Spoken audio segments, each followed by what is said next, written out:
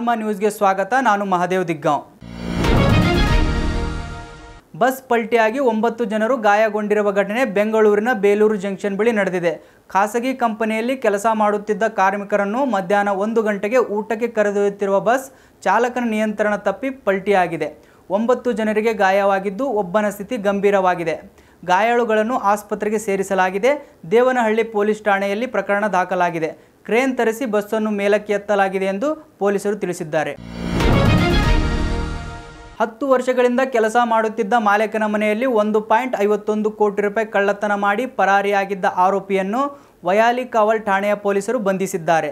ಆಂಧ್ರ ಪ್ರದೇಶದ ಗುಂಟೂರು ರಾಜೇಶ್ ಬಂಧಿತ ಆರೋಪಿಯಾಗಿದ್ದು, ವಯಾಲಿಕಾವಲ್ ಟಿಟಿಡಿ ದೇವಸ್ಥಾನದ ಬಳಿಯ ಮನೆಯಲ್ಲಿ ನೆಲೆಸಿದ್ದ ಆರೋಪಿಯಿಂದ ನಗದು ಹಣ ಹಾಗೂ ದ್ವಿಚಕ್ರ ವಾಹನವನ್ನು ಜಪ್ತಿ ಮಾಡಲಾಗಿದೆ ಎಂದು ಪೊಲೀಸರು ತಿಳಿಸಿದ್ದಾರೆ. ಕೋದಂಡರಾಯಪುರದಲ್ಲಿ ಲೆಕ್ಕದ ಪರಿಶೋಧನಾ ಕಚೇರಿ ಹೊಂದಿದ್ದ ತೋಟದ ಪ್ರಸಾದ್ ಬಳಿ ಆರೋಪಿ ರಾಜೇಶ್ ಕಾರು ಚಾಲಕನಾಗಿ ಕೆಲಸ ಮಾಡುತ್ತಿದ್ದ. ಗ್ರಾಹಕರ ತೆರಿಗೆ ಹಣವನ್ನು ಬ್ಯಾಂಕ್ ಖಾತೆಗೆ ಜಮೆ ಮಾಡುವ ಉದ್ದೇಶದಿಂದ ಕಾರಿನಲ್ಲಿ ಇಡುವಂತೆ ಕಾರು ಚಾಲಕನಿಗೆ ತೋಟದ ಪ್ರಸಾದ್ ಅವರು ಹೇಳಿದ್ದರು.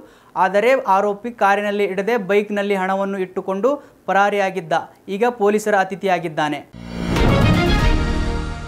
ಕಾಡಾನೆ ಸಮಸ್ಯೆಗೆ ಶಾಶ್ವತ ಪರಿಹಾರದ ಬಗ್ಗೆ ತಜ್ಞರ ವರದಿ ಬಂದಿದ್ದು, ಭದ್ರಾ ಅರಣ್ಯ ವ್ಯಾಪ್ತಿಯಲ್ಲಿ ಸುಮಾರು 200 ಹೆಕ್ಟೇರ್ನಲ್ಲಿ ಆನೆಗಳ ವಿಹಾರಧಾಮ ಮಾಡಲು ವಿಸ್ತೃತ ವರದಿ ತರಿಸಿಕೊಳ್ಳಲಾಗಿದೆ ಎಂದು ಅರಣ್ಯ ಸಚಿವ ಈಶ್ವರ್ ಖಂಡ್ರೆ ಹೇಳಿದರು.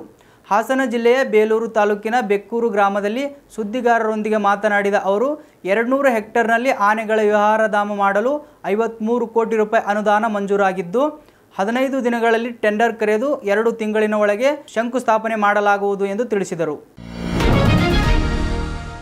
ಪ್ರಧಾನಮಂತ್ರಿ ನರೇಂದ್ರ ಮೋದಿ ವಿರುದ್ಧ ಸಾಮಾಜಿಕ ಜಾಲತಾಣದಲ್ಲಿ ವಿಡಿಯೋ ಪೋಸ್ಟ್ ಮಾಡಿದ್ದ ಯುವಕನನ್ನು ಬಂಡೆಪಾಳ್ಯ ಪೊಲೀಸರು ಬಂಧಿಸಿದ್ದಾರೆ. ಭಾರತ ಮತ್ತು ಪಾಕಿಸ್ತಾನ ಮಧ್ಯೆ ಯುದ್ಧ ನಡೆಯುತ್ತಿದೆ. ಆದರೆ ಇನ್ನೂ ಏಕೆ ಈ ಪಾಕಿಸ್ತಾನ ಮೋದಿ ಮನೆ ಮೇಲೆ ಬಾಂಬ್ ಹಾಕಿಲ್ಲ? ಭಾರತದ ಜನಗಳು ನೆಮ್ಮದಿಯಾಗಿ ಇದ್ದರು. ಯುದ್ಧದ ಪರಿಸ್ಥಿತಿ ಸೃಷ್ಟಿಯಾಗಲು ಈ ಮೋದಿಯೇ ಕಾರಣ ಎಂದು ಸಾಮಾಜಿಕ ಜಾಲತಾಣದಲ್ಲಿ ವಿಡಿಯೋ ಹರಿಬಿಟ್ಟಿದ್ದ ನವಾಜ್ ಬಂಧಿತ ಆರೋಪಿಯಾಗಿದ್ದಾನೆ. ಈ ವಿಡಿಯೋವನ್ನು ಪಬ್ಲಿಕ್ ಸರ್ವೆಂಟ್ ಎಂಬ ಖಾತೆಯಲ್ಲಿ ಪೋಸ್ಟ್ ಮಾಡಿದ್ದು, ಸಾಮಾಜಿಕ ಮಾಧ್ಯಮಗಳ ನಿಗಾ ವಿಭಾಗದ ಪೊಲೀಸರು ಈ ವಿಡಿಯೋವನ್ನು ಗಮನಿಸಿ ಯುವಕನ ವಿರುದ್ಧ ಪ್ರಕರಣ ದಾಖಲಿಸಿಕೊಂಡು ಬಂಧಿಸಿದ್ದಾರೆ. ಪಾಕಿಸ್ತಾನ ವಿರುದ್ಧ ಭಾರತಕ್ಕೆ ಮತ್ತೊಂದು ಜಯ ಸಿಕ್ಕಿದೆ. ಪಾಕ್ ವಶಪಡಿಸಿಕೊಂಡಿದ್ದ ಬಿಎಸ್ಎಫ್ ಯೋಧ ಪೂರ್ಣಂ ಶಾ ಅವರನ್ನು ಬಿಡುಗಡೆ ಮಾಡಲಾಗಿದೆ. ಪಂಜಾಬ್ನ ಫಿರೋಜ್ಪುರದಲ್ಲಿ ಕರ್ತವ್ಯದಲ್ಲಿದ್ದ ಬಿಎಸ್ಎಫ್ ಯೋಧ ಅಂತಾರಾಷ್ಟ್ರೀಯ ಗಡಿ ದಾಟಿದ್ದು, ಇದೇ ವೇಳೆ ಪಾಕಿಸ್ತಾನ ರೇಂಜರ್ಸ್ಗಳು ಅವರನ್ನು ವಶಕ್ಕೆ ಪಡೆದಿದ್ದರು. ಸುಮಾರು 20 ದಿನಗಳ ಬಳಿಕ ಪೂರ್ಣಂ ಶಾ ಅವರನ್ನು ಬಿಟ್ಟು ಕಳಿಸಿದ್ದಾರೆ. ಅಟಾರಿ ಗಡಿ ಮೂಲಕ ಯೋಧ ಭಾರತಕ್ಕೆ ವಾಪಸ್ ಆಗಿದ್ದಾರೆ. ಏಪ್ರಿಲ್ 23ರಿಂದ ಪಾಕಿಸ್ತಾನ ರೇಂಜರ್ಸ್ ವಶದಲ್ಲಿದ್ದ ಬಿಎಸ್ಎಫ್ ನವಾಜ್ ಪೂರ್ಣಂ ಕುಮಾರ್ ಶಾ ಅವರನ್ನು ಇಂದು ಭಾರತಕ್ಕೆ ಹಸ್ತಾಂತರಿಸಲಾಗಿದೆ. ಇದಾಗಿತ್ತು ಈ ಹೊತ್ತಿನ ವಿಶೇಷ. ಇದೇ ರೀತಿ ನ್ಯೂಸ್ಗಾಗಿ ನೋಡ್ತಾ ಇರಿ ಆಲ್ಮಾ ನ್ಯೂಸ್ 24. ನಮಸ್ಕಾರ.